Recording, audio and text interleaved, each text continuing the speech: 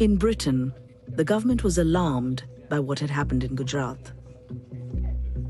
I was very worried about it.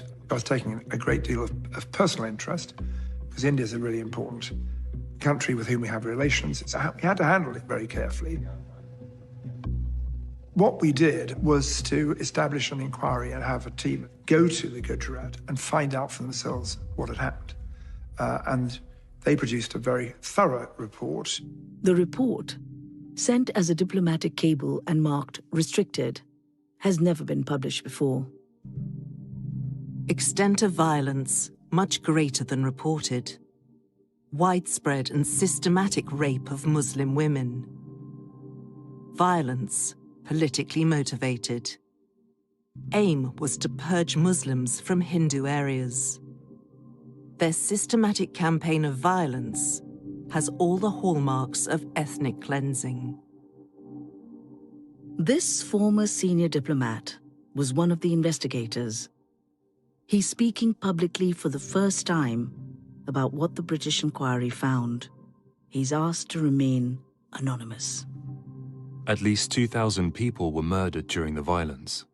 The vast majority were Muslim. We described it as a pogrom, a deliberate and politically driven effort targeted at the Muslim community. The violence was widely reported to have been organized by an extremist Hindu nationalist group, the VHP, who have a relationship with the RSS. The VHP and its allies could not have inflicted so much damage without the climate of impunity created by the state government. Narendra Modi is directly responsible. The report contained an extraordinary claim. Reliable contacts have told us Narendra Modi met senior police officers on the 27th of February and ordered them not to intervene in the rioting. Police contacts deny this meeting happened. There were pretty credible reports he had specifically instructed the police not to intervene. The police contact who we talked to consistently denied that, so we did have conflicting reports on what his direct role had been. But we did feel it was clear there was a culture of impunity that created the environment for the violence to take place. That, undoubtedly, came from Modi. While Modi remains in power, reconciliation will be impossible. It was very shocking.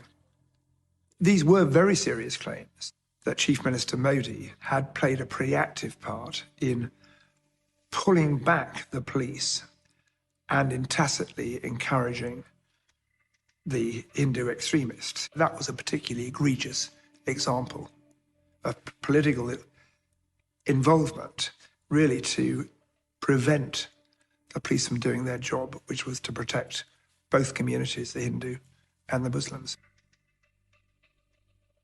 So the options open to us were fairly limited. We were never going to break diplomatic relations with India.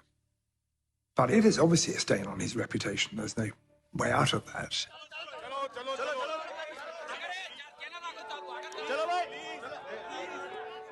The European Union carried out an investigation at around the same time. It reportedly found that ministers took active part in the violence, and senior police officers were instructed not to intervene in the rioting. They looked upon this in terms of the suffering which had happened to the Muslim community. And if you look at it in that way, you're certainly bound to come to this conclusion that it was completely one-sided and that there was nothing done on the part of the administration to seriously check this. That it was a deliberate, pre-planned, motivated assault on Muslims by mobs who were not restrained is, to my mind, an exaggeration.